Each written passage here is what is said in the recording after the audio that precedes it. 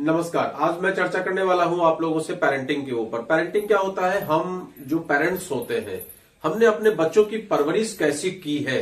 हर व्यक्ति अपने हिसाब से तो सही करने का ही प्रयास करता है। जैसा कि मेरा अपना तजुर्बा है, कोई भी आपसे ये नहीं कहेगा कि भाई मेरी पेरेंटिंग सही नहीं है, मैंने सही से बच्चों के साथ ट्रीटमेंट नहीं किया, मैंने बच्चों के साथ सही से गाइडेंस नहीं दिया। सब कुछ लोग करते हैं, इसमें कोई दोहराई नहीं है। लेकिन आप सोचिए, आप खुद भी अपने आप को सिखाने की जरूरत है, खुद भी सीखने की जरूरत है कि क्या आप मक्खी की तरह की पेरेंटिंग करते हैं या आप मधुमक्खी की तरह की पेरेंटिंग करते हैं। बड़ा अजीब सा है, मक्खी की तरह की पेरेंटिंग या मधुमक्खी की तरह की पेरेंटिंग। मक्खी भिनभिनाती रहती है, भिन भिन भिन भिन भिन भिन ऐसा करके, और उसका नतीजा क्या होता है कि मक्खी से हर व्यक्ति को क्या आती है? घिन आती है। सब उसको भगाने का प्रयास करते हैं, पता नहीं कहां जाके बैठ जाए, उसका कोई भरोसा भी नहीं होता। और एक है मधुमक्खी। मधुमक्खी जो रानी मधुमक्खी होती है, वो क्या करती है? अपने साथ के मधुमक्खी को इंस्पायर करके और उसमें घरौंदा तैयार करती है, और घरौंदे में क्या मिलता है हम लोग को? शहद मिलता है। तो मधुमक्खी आप बनना चाहते हैं या मक्खी बनना चाहते हैं, दैट्स डिपेंड अपॉन यू। ये आपके ऊपर निर्भर करता है। अब ये सर्टिफिकेट कौन देगा कि आप एक अच्छे पेरेंट्स हैं या अच्छे पेरेंट्स आप साबित हुए? तो ये तो भाई जो आपका बच्चा है वही कह सकता है। उसकी जो परवरिश है, जो आपने उसकी परवरिश की है, जो आपने उसे अपने जीवन में वैल्यू सिखाया है, जो उसने अचीवमेंट लिया है और अचीवमेंट के साथ साथ वो सोशल वैल्यूएशन भी सीख रहा है, तो वो ही आपको बता सकता है कि आप एक अच्छे पेरेंट्स हैं या एक अच्छे पेरेंट्स नहीं है। तो ये एक तरीके का बड़ा अजीब सा होता है कि हम एक अच्छे पेरेंट्स हैं या हम एक अच्छे पेरेंट्स नहीं हैं। ये बहुत दुविधा वाली बात होती है। लेकिन आज मैं इसको कुछ हद तक क्लियर करने का प्रयास करता हूं कि अच्छे पेरेंट्स कैसे होते हैं, अच्छे पेरेंटिंग के लिए क्या करना चाहिए और आज की तारीख में क्या दिक्कतें आ रही हैं। आप देख रहे होंगे डिस्टेंस इतना ज्यादा बढ़ जाता है। मेरे एक मित्र हैं, उनके लड़के ने किसी वजह से अपने जीवन को समाप्त कर लिया। Very sad news. और जब जानकारी हम लोग को मिलती है तो बहुत ही अफसोस होता है ये जानकर कि ऐसा भी होता है। और उसके पीछे कहीं ना कहीं वो गार्जियन, वो जो मेरे मित्र हैं, वो अपने आप को ही दोष देना स्टार्ट कर देते हैं कि भाई मेरे ही अंदर कमी है, मैंने ही सही से। देखिए, एक होता है कि कैजुअलिटी हो जाना, दैट इज अनदर थिंग। हो जाता है कैजुअलिटी, बहुत सारी घटनाएं हो जाती है। लेकिन एक होता है अपने आप को समाप्त कर लेना। वो एक बड़ा कठिन दौर होता है किसी भी गार्जियन के लिए। और आज की तारीख में आप देख रहे होंगे कि छोटी छोटी घटनाओं से लोग इतने ज्यादा हताहत हो जाते हैं, इतने ज्यादा डिस्टर्ब हो जाते हैं कि वो गलत कदम उठा लेते हैं। और अल्टीमेटली वो ये नहीं सोचते कि जिस माँ बाप ने उन्हें पैदा किया, जिस माँ बाप के वो आंखों के चिराग हैं, जिस माँ बाप के लिए वो बुढ़ापे की लाठी है, बुढ़ापे के सहारा है, और उस माँ बाप को छोड़ के वो दूसरी दुनिया में चले जाते हैं। और बात भी बहुत बड़ी नहीं हो गई, बात बहुत छोटी सी बात होगी, लेकिन उसके लिए वो सब कुछ छोड़ छाड़ के इस दुनिया से चले जाते हैं। तो ये कारण उसके पीछे अगर आप देखेंगे तो उसके पीछे भी बहुत बड़ा कारण पेरेंटिंग का ही होता है। आप अपने बच्चों के साथ कैसा बिहेव कर रहे हैं। जब बच्चा बचपन में स्टार्ट होता है अपने जीवन में, तो हम लोग उसको क्या कहते हैं कि बेटा चलो, चलना सिखाते हैं। और उसके बाद उसको बोलना सिखाते हैं, बेटा पापा बोलो, बेटा मम्मी बोलो, ये बोलो, वो बोलो, बोलना सिखाते हैं।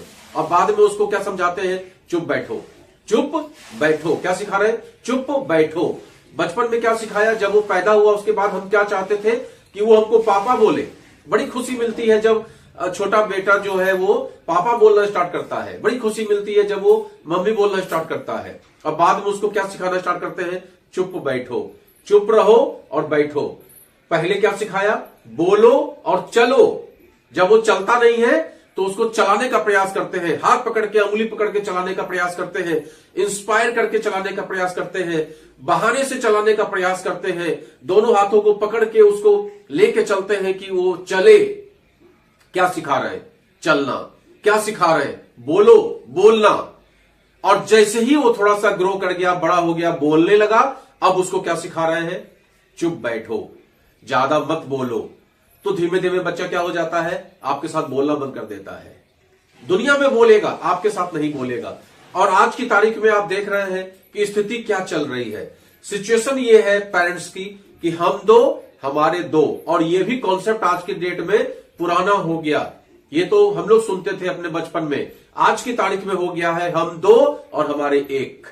अब आपका एक बच्चा है और वो बच्चा इतने न्यूक्लियर स्थिति में जी रहा है।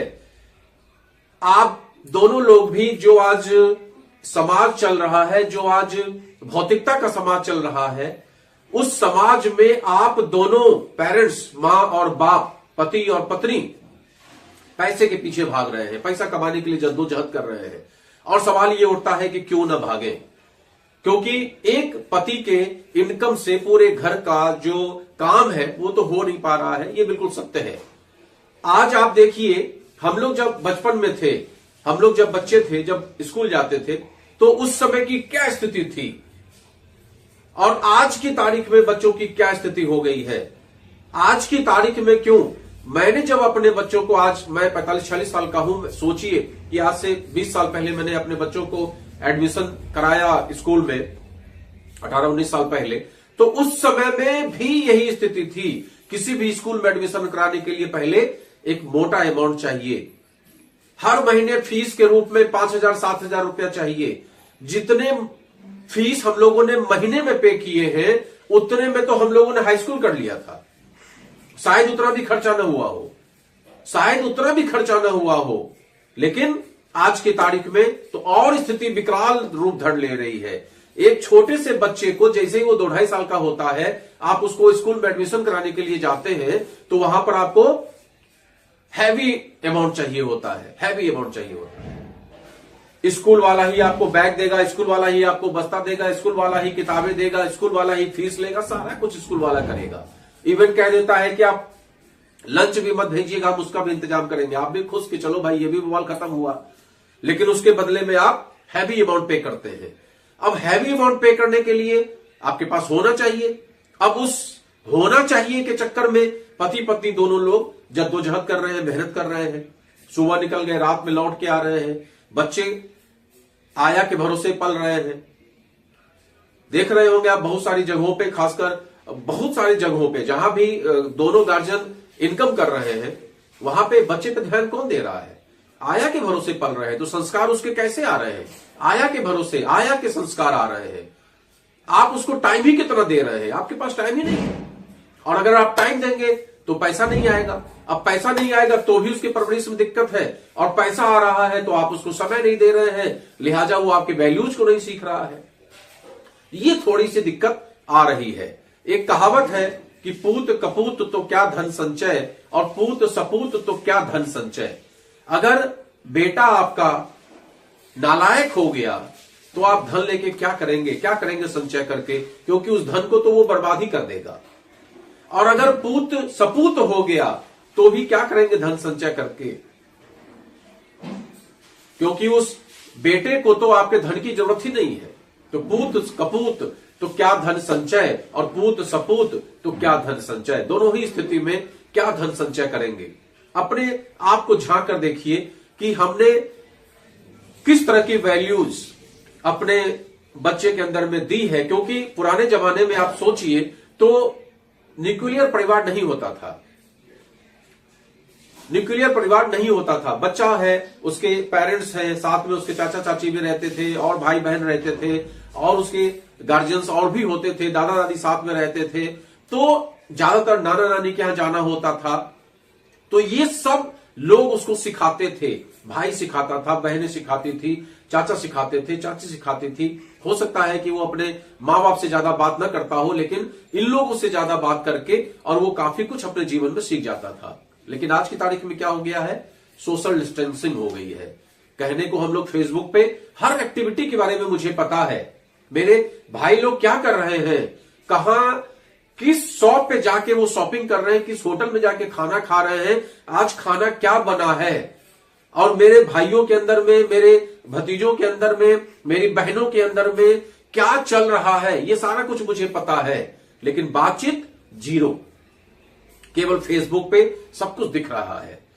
नाइस कमेंट भी फेसबुक पे चल रहा है, इंस्टाग्राम पे चल रहा है, और बस इंस्टाग्राम सोशल मीडिया का खेल हम सभी लोग खेल रहे हैं।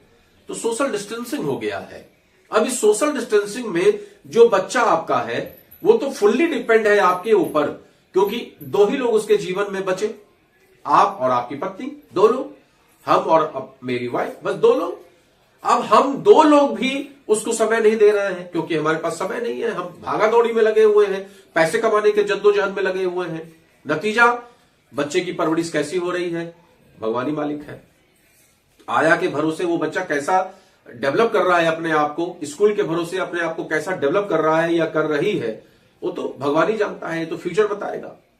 और फिर हम लोग कहते हैं कि भाई आज की तारीख में बच्चा आपकी बात नहीं सुनता है, बच्चा ने आपसे क्या सीखा।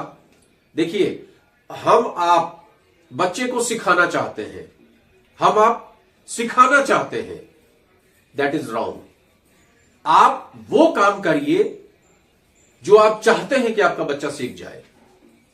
आप वही काम करिए जो आप चाहते हैं कि आपके बच्चे को आना चाहिए, ऑटोमेटिक बच्चा सीख जाएगा। जैसे कि हम लोग डायरेक्ट सेलिंग में है और इस सेक्टर में हम लोग कहते हैं कि भाई लीडर जो बोलेगा वो टीम नहीं करती है, लीडर जो करेगा वो टीम करती है। जैसा जैसा लीडर करेगा वैसा वैसा टीम करेगी। उसी तरीके से जैसा जैसा मां बाप करेगा वैसे वैसे उसका बच्चा भी करेगा। और आदर्श संविधान यह है कि आपका बेटा या आपकी बेटी अगर आपसे ये बोले या अपने मन में ये भावना रखे कि मैं अपने मां बाप के तरीके बनना चाहता हूं, यह सबसे इंपॉर्टेंट चीज है। इसका मतलब कि आपकी परवरिश सही है। और अगर आपकी परवरिश में कमी रह गई, आपने उसको वो वैल्यूज नहीं सिखाया, आपने उसके साथ जो ट्रीटमेंट किया, उस ट्रीटमेंट के द्वारा उसके मन में बहुत सारी गलत भावनाएं रही, तो निश्चित तौर पे आपकी पेरेंटिंग में दोष है। पेरेंटिंग 4 तरीके का होता है।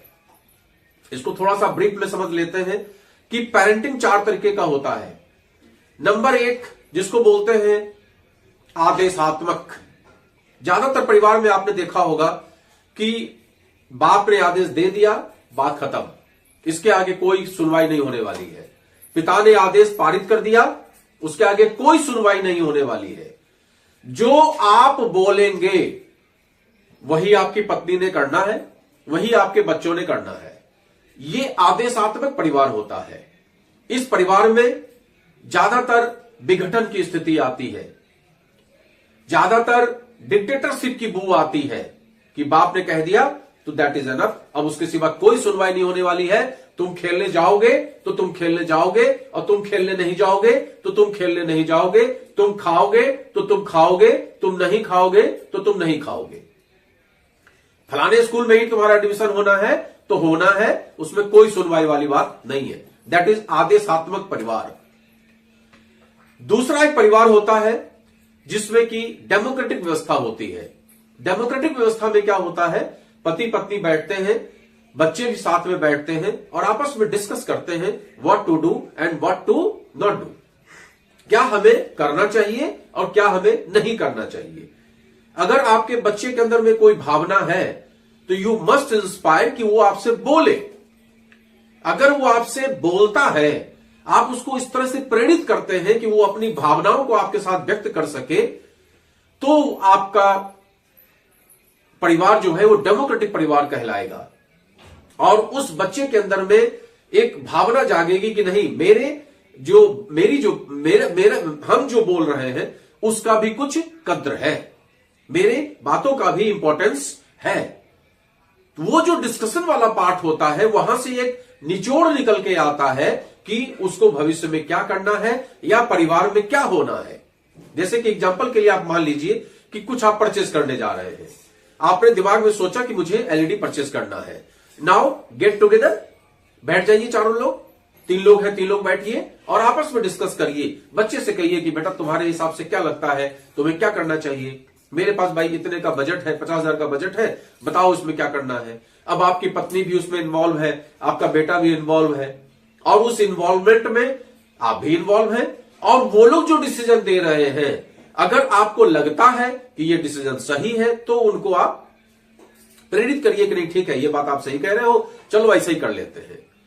अगर वो बच्चा आपका अपनी गोल के बारे में आपको बता रहा है कि पापा मैं ये करना चाहता हूं,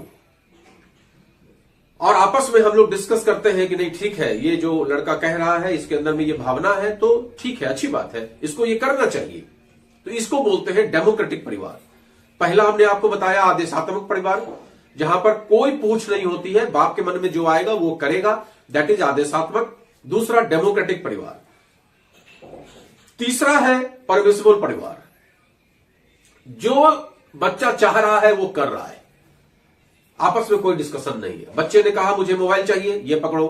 बच्चे ने कहा मुझे टेलीविजन चाहिए, ये पकड़ो। बच्चे ने कहा मुझे फलाने होटल में खाना खाने जाना है, ये करो। बच्चे ने कहा मुझे जन्मदिन धूमधाम से मनाना है, ये करो।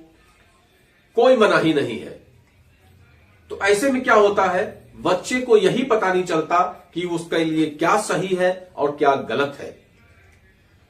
लिहाजा उसको तो आदत पड़ जाती है कि उसकी हर इच्छा पूरी। आपने कई मूवी में देखा होगा कि गार्जियन के पास बहुत सारा पैसा है और वो हमेशा ही बच्चे की इच्छा को पूरा करता रहता है, और नतीजा ये होता है कि बच्चा या बच्ची इतने बिगड़ैल हो जाते हैं, इतने बिगड़ैल हो जाते हैं कि वो उसी बाप की, उसी मां का कद्र करना भूल जाते हैं, और उनको ये लगता है कि ये चीज हमारी पूरी नहीं हो रही है, अब उसके पीछे वो किसी भी एक्सटेंट तक जा सकते हैं, किसी भी हद तक जा सकते हैं।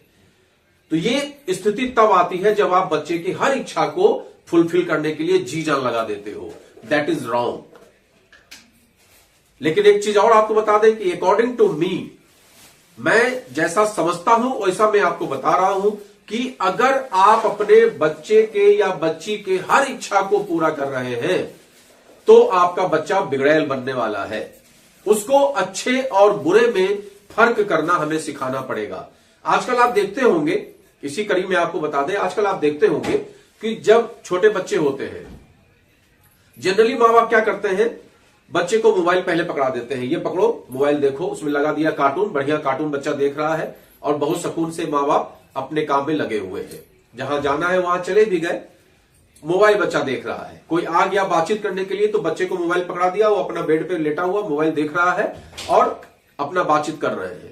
तो ये शुरुआती दौर में हम लोग बच्चे को क्या दिला दिए, हैबिट दिला दिए, और उसके बाद अब बच्चे को तो मजा आने लगा उसमें, उसको उस कार्टून में मजा आने लगा, उस गाने में मजा आने लगा, और धीमे धीमे अब वो बच्चा क्या करेगा, अब वो जिद पकड़ना स्टार्ट कर देता है। अब आप उससे कहते हैं कि बेटा मोबाइल लो कर, नहीं नहीं नहीं नहीं मैं मोबाइल नहीं दूंगा। अरे बेटा मोबाइल में खाना लगा दिया, टीवी में कार्टून लगा दिया तो बच्चा खाना खाएगा। अब आप कार्टून नहीं लगाइए, बच्चा आपका खाना नहीं खाएगा। तो ये सब जो स्थिति आती है, ये बच्चे को आप बिगड़ैल बनाते हैं। जब आप बच्चे की हर इच्छा को फुलफिल करते हैं या उसको गलत तरीके से पेरेंटिंग करते हैं, गलत दिशा में उसको ले जाते हैं, ये बोलते हैं परमिसिबल। चौथा, नेग्लेक्टिंग। बहुत सारे परिवार में हमने देखा है कि लोग बिल्कुल नेग्लेक्ट करते हैं बच्चों को,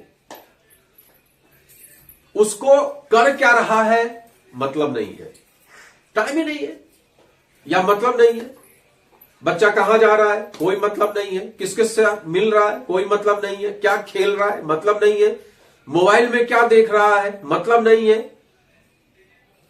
अच्छी चीज देख रहा है। आज की तारीख में आप जान रहे हैं कि सोशल मीडिया का जमाना इतना ज्यादा बेकार सा हो गया है कि मोबाइल में किस तरह की बातें आ रही हैं पता ही नहीं है।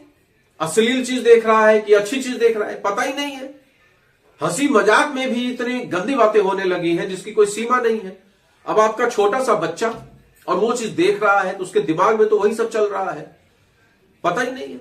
कहा जाता है कि आप अगर बाग में अच्छे अच्छे फल फूल नहीं लगाएंगे तो उसमें घास फूस तो अपने आप उगाती है, उसके लिए बहुत ज्यादा परिश्रम नहीं करना पड़ता है। जरा सी बारिश होगी घास उग के खड़ा। लेकिन अगर आपको अच्छा उसमें कुछ बोना है, कुछ अच्छे फूल लगाने हैं, कुछ अच्छे पौधे लगाने हैं, तो उसके लिए आपको बागवानी करनी पड़ेगी, लगाने पड़ेंगे। सेम एज अगर बच्चों को अच्छा संस्कार आपको देना है तो आपको देना पड़ेगा, सिखाना पड़ेगा। मां बाप के प्रति आदर आपको सिखाना पड़ेगा, ग्रैंडफादर के प्रति आदर आपको सिखाना पड़ेगा, अपने भाई बहनों के कजिन्स के प्रति आदर आपको सिखाना पड़ेगा। ये सब वैल्यू सिखाने पड़ते हैं।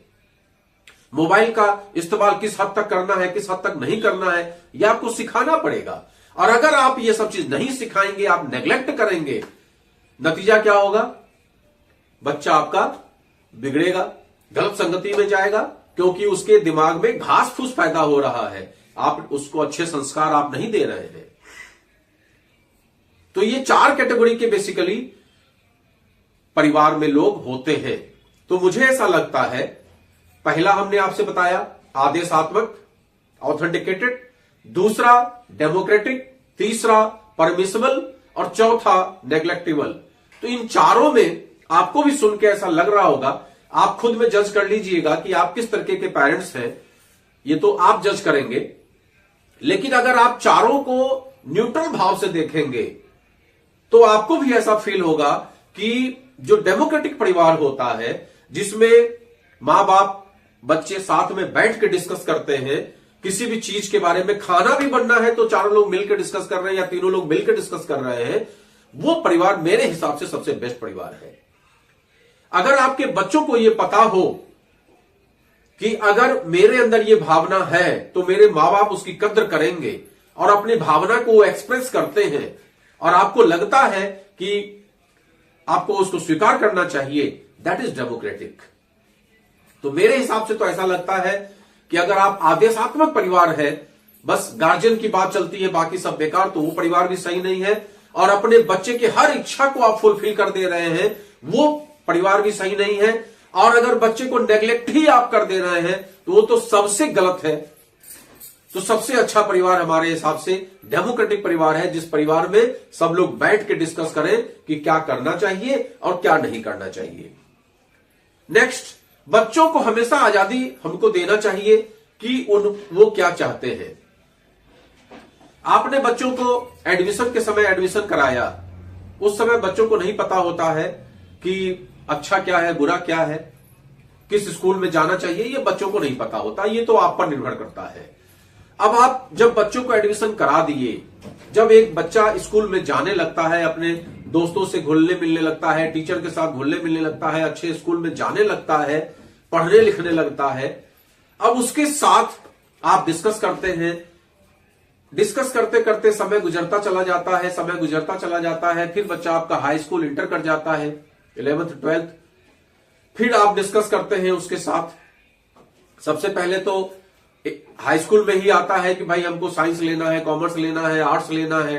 11th 12th तो क्रॉस किया बच्चा, उसके बाद ये समस्या आती है कि आपके बच्चे को किस चीज में इंटरेस्ट है।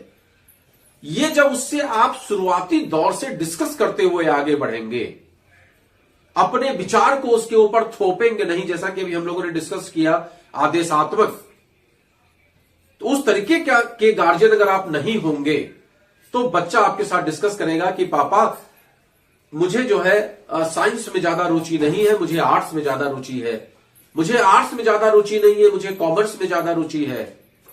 और आप उसके ऊपर वो चीज थोपेंगे नहीं कि नहीं, आप सोच रहे हैं कि आपका बेटा बीटेक करे, आपने थोप दिया उसके ऊपर। उसकी क्या इच्छा है, उसकी क्या अनिच्छा है, उसकी क्या कैपेसिटी है। हर बच्चे को धीमे धीमे समझ में आने लगता है कि उसकी कैपेसिटी क्या है, उसका इंटरेस्ट क्या है। आपने 3 इडियट्स मूवी में देखा होगा कि लड़के का जो इंटरेस्ट था, उसका इंटरेस्ट था फोटोग्राफी में, और बाप का जो इंटरेस्ट था वो था कि वो बीटेक कर जाए। उसके लिए उसने उसको प्रेशर डाला, पढ़ने पे दिमाग लगाए, ध्यान देने को बोला, और एसी भी कमरे में लगा दिया कि बच्चा जो है अच्छे माहौल में, बच्चा एंट्रेंस भी क्वालिफाई कर गया, गार्जियन फीस भी दे रहा है, लेकिन बच्चे का मन नहीं लग रहा है। लिहाजा वो क्या कर रहा है, वो पीछे से टॉप कर रहा है। और उसका जो तीसरा मित्र होता है, उसकी स्थिति तो और भी दयनीय होती है। तो ये आप लोगों ने देखा कि भाई किस चीज में हमारा इंटरेस्ट है। अगर उस मूवी को आप ना देखे हो तो गार्जियन के हिसाब से बहुत अच्छी मूवी है, देखना चाहिए। और आपस में उस मूवी को देखने के बाद अपने बच्चे के साथ आपको डिस्कस करना चाहिए कि बेटा क्या करना चाहते हो अपने जीवन में। जरूरी नहीं है कि खाली आपने सोचा कि वो बीटेक करेगा तो वो बीटेक के लिए ही प्रयास करे, आपने सोचा कि वो एमबीबीएस करे तो वो एमबीबीएस के लिए प्रयास करे, आपने सोचा कि हम उसको एमबीए करा के रहेंगे तो वो एमबीए के लिए प्रयास करें। आप उसको बेटर अपॉर्चुनिटी बताइए। गार्जियन होने के नाते ये आपका फर्ज है, हमारा फर्ज है, हम अपने बेटे या बेटी को ये बताएं कि क्या अच्छा है और क्या बुरा है। लेकिन ये डिसीजन लेने का पावर उसी को दीजिए कि वो क्या जीवन में चाहता है। और एक बच्चा क्या अपनी बात बखूबी अपने गार्जियन को बता पाता है, ये तभी संभव है जब बचपन से ही उस बच्चे को आप आजादी देंगे बोलने की। जब उस बच्चे को बचपन से ही पता होगा कि हम अपनी बात अगर कहेंगे तो मेरा जो गार्जियन है वो मुझे स्कॉर्ड नहीं करेगा, मुझे डांटेगा नहीं, मुझे मारेगा नहीं, बचपन से ही उसको पता है, उस अवस्था में वो खुलकर अपनी बात आपसे बता पाएगा। और जब बच्चा खुलकर अपनी बात बता पाएगा तभी आप बच्चे की सही पेरेंटिंग कर सकते हैं। और नहीं तो बहुत ही खराब स्थिति आती है अगर हम अपने विचार को उसके ऊपर थोप देते हैं। तो आज आप देखते होंगे बहुत बड़े बड़े संस्थान में, कोटा जैसी जगहों पे लोग कितना रुपया खर्च करके वहां पढ़ने के लिए जाते हैं और बच्चा कितने स्ट्रेस में वहां पढ़ता भी है। लेकिन आपने सुना होगा कई लोगों के साथ में दुर्घटनाएं हो जाती हैं। तो ये स्थिति ना होने पाए उसके लिए जरूरी है कि हम आपस में डिस्कस करें और बच्चों को प्रोत्साहित करें, बच्चे को आजादी दें कि भाई तू बता तेरी रजा क्या है। उस अवस्था में मुझे ऐसा लगता है कि आप अच्छे पेरेंट्स साबित होंगे और बच्चा भी खुश होगा। जिस काम को वो करने में इंटरेस्टेड है वो काम उसको करने को मिल जाए, उसी में उसको जिंदगी संवारने को मिल जाए, तो हमारे हिसाब से ये बेस्ट पेरेंटिंग है। तो बच्चों के साथ सबसे इंपॉर्टेंट चीज क्या है, हमें दोस्ती करनी चाहिए। अगर आप बच्चों के साथ दोस्त के तरीके व्यवहार करेंगे, जैसे आपने अक्सर सुना होगा कि जनरेशन गैप आ जाता है, अक्सर सुनने में आता है। हम लोग भी अपने पिता के साथ उस तरह की बातें नहीं कर पाते थे, नहीं बात ही नहीं कर पाते थे।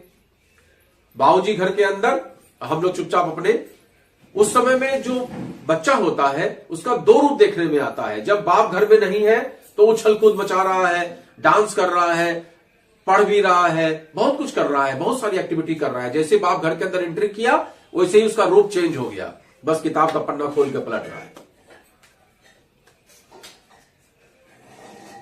ये इस तरीके का माहौल होता है क्योंकि बच्चे से आपकी दोस्ती नहीं हुई है। और अगर बच्चे से आपकी दोस्ती हो गई तो उस अवस्था में बच्चा खेल रहा है, आप भी खेलिए उसके साथ। उसको पढ़ना चाहिए, ये उसको दोस्त के रूप में समझाइए, सिखाइए उसको पढ़ने से क्या फायदे मिलते हैं, किस तरीके से पढ़ना चाहिए, किस तरीके से याद करना चाहिए, कब सोना चाहिए, कब जगना चाहिए, सोशल मीडिया का कितना सहारा लेना चाहिए, मोबाइल पर कितना डिपेंड रहना चाहिए, कंप्यूटर लैपटॉप पे कितना डिपेंड रहना चाहिए।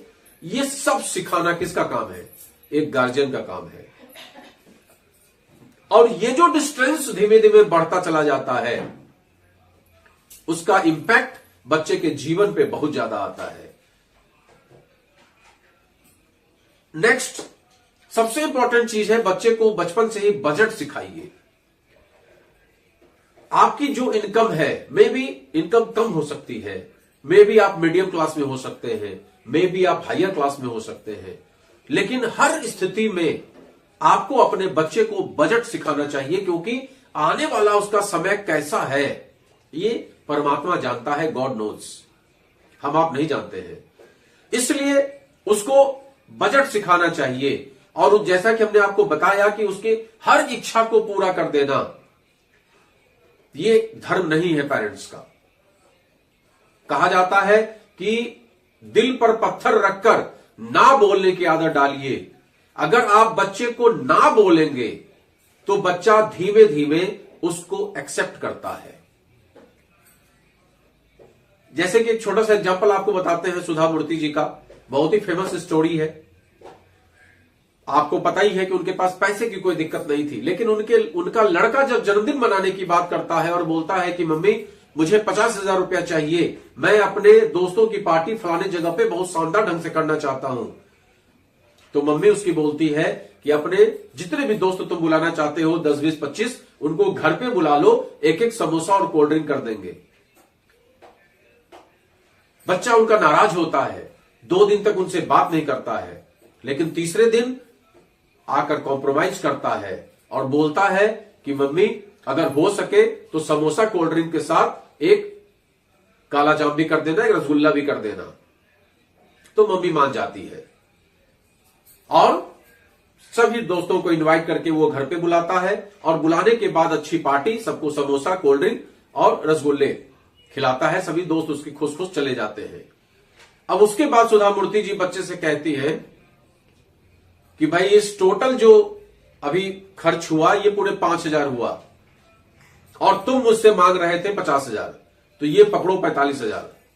और इस 45,000 को ये जो हमारे यहां काम करने वाले लोग हैं, 10, 20, 50 जो लोग हैं, ड्राइवर हैं, कारपेंटर हैं, ये जितने भी लोग घर में काम कर रहे हैं, आया है और गार्डन संभालने वाले लोग हैं, माली हैं, इन सबको 5,000 रुपया दे दो। अगर 9 लोग हैं तो 5 9 में 45,000 रुपया इनके बीच में बांट दो। मतलब जो भी 45,000 है वो इनके बीच में बांट दो। अब इसमें सोचिए कि 50,000 तो उन्होंने खर्च किया ही, लेकिन बच्चे को उन्होंने क्या वैल्यूज दिया? बच्चे को उन्होंने बजटिंग सिखाया, बच्चे को उन्होंने फिजूल खर्ची से बचाया। उन्होंने सिखाया कि फिजूल खर्ची करने से कुछ हासिल नहीं होने वाला। होटल में जाके पार्टी कर लोगे, 50,000 फूंक दोगे, 1,00,000 फूंक दोगे, उससे कुछ हासिल नहीं होने वाला। क्योंकि इस दुनिया में बहुत सारे ऐसे लोग हैं जिनका घर सही से नहीं चल पा रहा है। क्यों ना हम उनकी मदद करने पे आगे आए? क्यों ना जन्मदिन पे हम उनके पीछे कुछ खर्च करें? ये उन्होंने सिखाया। एक साथ उन्होंने कई बातें सिखा दी, बजट सिखा दिया, फिजूल खर्ची सिखा दिया और अपने से डाउनवर्थ लोगों की मदद करना सिखा दिया। तो सोचिए कि उनके बेटे ने जो वो वैल्यूज उस एज में सीखा, उसका इंपैक्ट पूरे जीवन उसके ऊपर रहेगा। अब वहीं पर वो अपने मां को दोष भी दे सकता है कि भाई मेरी छोटी छोटी इच्छाओं को आपने पूरा नहीं किया, मेरी छोटी छोटी इच्छाओं की हत्या की आपने, इस तरह की बात भी वो कर सकता है। लेकिन जिस समय वो समझदार होगा, मे बी स्टार्टिंग एज में, टीन एज में लोगों को नहीं समझ में आता है, आई एग्री, लेकिन जिस समय वो मैच्योरिटी की एज में आएगा, जिस समय वो जिम्मेदारी समझने लगेगा, उस समय उसे इस बात का एहसास होगा कि मेरे मां बाप ने जो मुझे वैल्यूज दिया, जो मुझे बजट सिखाया, कम बजट में कैसे परिवार को चलाना है, कम खर्चे में फिजूल खर्ची रोक के, भाई कहीं आप पढ़ने गए हो तो ऐसो आराम की जिंदगी जीने नहीं गए हो। अक्सर लोगों के अंदर में कॉम्प्लेक्स फीलिंग आती है, गार्जियंस के अंदर भी कॉम्प्लेक्स फीलिंग आती है कि मैंने अपने बच्चों को वो चीज नहीं दिया जो बड़े बड़े घरों से लोग उनको दे देते हैं। एक ही इंस्टीट्यूट में 4 बड़े बड़े लोग के बच्चे गए, एक सामान्य व्यक्ति का बच्चा भी गया। अब उस सामान्य व्यक्ति के बच्चे के अंदर में एक कॉम्प्लेक्स फीलिंग आती है कि मेरे जो साथ के लोग हैं वो तो इतना खर्चा कर देते हैं, ये खर्चा कर देते हैं। अब वो कॉम्प्लेक्स फीलिंग में लड़का भी मरा जा रहा है और गार्जियंस की भी स्थिति ऐसी तैसी हुई जा रही है। लेकिन वहीं पर आप थोड़ा सा सोच के देखिए, एक छोटा सा एग्जांपल आपको बताते हैं भगवान राम का। भगवान राम जब एजुकेशन के समय में उनको गुरुकुल भेजा गया, आप टीवी में देखे होंगे, जो सीरियल आता था उसमें देखे होंगे, अगर रामायण पढ़े होंगे तो उसमें पढ़े होंगे कि जमीन पर सोते थे। क्या कोई दिक्कत थी उनके परिवार में? दशरथ जी के पास पैसे नहीं थे, गुरुकुल में भी वो ऐशो आराम की जिंदगी व्यतीत कर सकते थे, महल टाइप का वहां पे व्यवस्था की जा सकती थी, गद्दे और पलंग का इंतजाम किया जा सकता था, सैकड़ों हलवाई रखा जा सकता था उनके भोजन के लिए। लेकिन ऐसा हुआ क्या? नहीं। क्यों नहीं हुआ? क्योंकि गुरुकुल की अपनी परंपरा है। गुरुकुल में अगर बच्चा पढ़ने के लिए जा रहा है या किसी स्कूल में पढ़ने के लिए जा रहा है या किसी कॉलेज में पढ़ने के लिए जा रहा है, तो वहां पर उस हिसाब से उसको चलना चाहिए, मितव्ययी बन के पढ़ना चाहिए। कहा जाता है काक चेष्टा बको ध्यानम, काक के तरीके चेष्टा रखनी चाहिए, बगुले के तरीके ध्यान रखना चाहिए। जब तक हम उस आचरण को नहीं अपनाएंगे तब तक हम जीवन के वैल्यूज को नहीं समझेंगे। इसलिए वो सभी गार्जियंस जो कॉम्प्लेक्स फीलिंग में आते हैं उन्हें कतई कॉम्प्लेक्स फील नहीं करना चाहिए, क्योंकि आपने जिस संस्था में बच्चे को भेजा है पढ़ने के लिए उस संस्था में फिजूल खर्ची मत सिखाइए, उसको अपने जीवन में फिजूल खर्ची मत सिखाइए। अगर बहुत सारे पैसे हो जाएं तो गरीबों को दान करना सिखाइए। इस तरह के वैल्यूज हम लोग को सिखाने पड़ेंगे। इस समाज का कल्याण तभी होने वाला है। बच्चे को जब तक सिंपैथी नहीं होगी अपने डाउनवर्थ के लोगों के साथ में, अपने कलीग्स के साथ में, अपने अन्य जो उसके साथ काम करने वाले लोग हैं उनके साथ में, जब तक उनके साथ सिंपैथी नहीं होगी, जब तक उनके साथ प्रेम नहीं होगा, तब तक वो सोचिए आप कि कल की डेट में अमीर आदमी बन गया, वो अपने ड्राइवर के साथ कैसा व्यवहार करेगा। सोच के देखिए आप, अपने मालिक के साथ कैसा व्यवहार करेगा वो, अपने वॉशरमैन के साथ कैसा व्यवहार करेगा वो। ये भविष्य में जब बच्चे गलत व्यवहार करते हैं, आपको कष्ट होता है, तो आपको सोचना चाहिए कि आपके ही परवरिश में दोष है, क्योंकि आपने ही उसको गलत चीज सिखा दिया। अक्सर आपने देखा होगा मूवी सब में या सुना होगा, इंस्पायरिंग स्टोरी में पढ़ा होगा कि जितने बड़े लोग होते हैं उनके परिवार के जो छोटे छोटे बच्चे हैं, जब वो सर्विस में आना चाहते हैं तो उनसे कहा जाता है जाओ पहले मजदूरी करो, मेरी ही फैक्ट्री में मजदूरी करो। उनको सीधे जनरल मैनेजर नहीं बना दिया जाता है, उनको सीधे मैनेजमेंट का पार्ट नहीं बना दिया जाता है। उनको पहले वहां से सिखाया जाता है कि पहले उस चीज को सीखो। मजदूरी कैसे की जाती है, मजदूरों के साथ रहा कैसे जाता है, कैसे वो लंच करते हैं, सारा कुछ सीखो, फिर मैनेजर बनो, फिर आगे बढ़ो। हर चीज के बारे में जानकारी होनी चाहिए। और जब तक हम सब कुछ नहीं सीखेंगे तब तक हम परफेक्ट इंसान नहीं बन सकते। मे भी आप पैसे वाले बन जाएं, लेकिन अगर गार्जियन का आप आदर नहीं करेंगे, गार्जियन का आप रिस्पेक्ट नहीं करेंगे, तो आप एक अच्छे इंसान कभी नहीं बन सकते। और बहुत पैसे वाले तो दुनिया में बहुत सारे लोग हुए, उससे कुछ हासिल नहीं होने वाला। अगर आप सफलता की सीढ़ियों पर चढ़ गए और वहां पे आप अकेले खड़े हो तो उस सफलता का कोई महत्व नहीं है। इसलिए जो पेरेंट्स हैं उन्हें खासकर इन चीजों का ध्यान रखना चाहिए कि हम प्रॉब्लम सॉल्विंग बने, हम बच्चों को आजादी दें, हम बच्चों को सिखाने का प्रयास करें, हम बच्चों को बजट के अंतर्गत रहने की आदत डालें, हम बच्चों के साथ दोस्ती करें और हम डेमोक्रेटिक परिवार का हिस्सा बने। अपने विचार को किसी के ऊपर थोपे नहीं, अपने विचार को ब्रॉड बना के रखें और बच्चों को भी शिक्षा दें कि आप अपने विचार को ब्रॉड बना के रखें। तो मैंने थोड़ी जानकारी आपको देने का प्रयास किया टाइप्स ऑफ पेरेंटिंग में, कि आप मक्खी के तरीके भिन-भिन करते हुए बच्चों की पेरेंटिंग करना चाहते हैं या फिर मधुमक्खी तरह से इंस्पायर करके बच्चों की पेरेंटिंग करना चाहते हैं।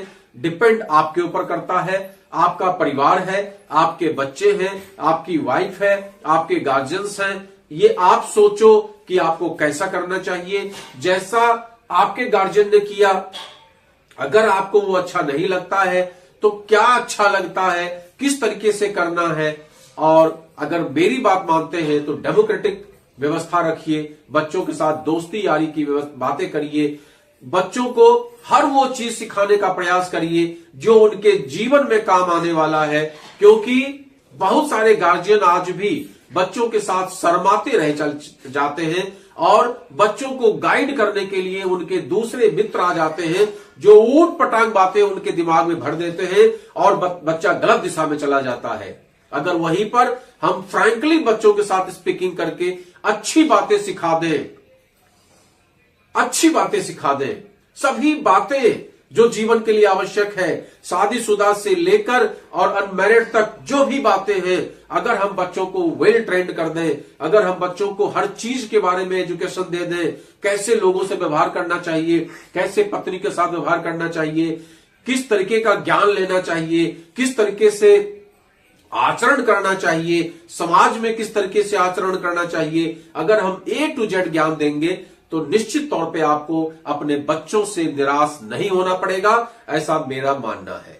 तो अगर ये वीडियो अच्छा लगता है, आप वैसे गार्जियन को जरूर भेजिए जो अपने बच्चों को लेकर परेशान रहते हैं। हम बच्चों के अंदर में कमी ढूंढते हैं और खुद के अंदर में कमी ढूंढना भूल जाते हैं।